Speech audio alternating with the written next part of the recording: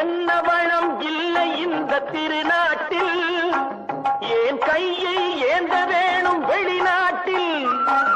என்ன வளம் இல்லை இந்த திருநாட்டில், ஏன் கையை ஏந்த வேணும் வெளிநாட்டில்.